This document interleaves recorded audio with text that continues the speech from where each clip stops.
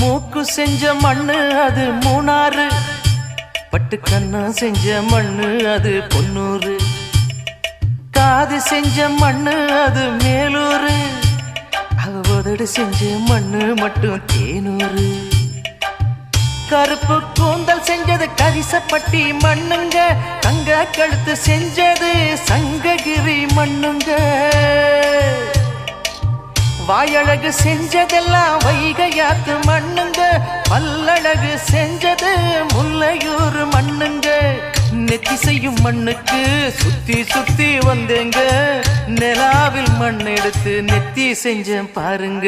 தந்தானே தந்தானே தந்தான குயிலே, சாமி தந்தானே தந்தானே என்னோட மயிலே.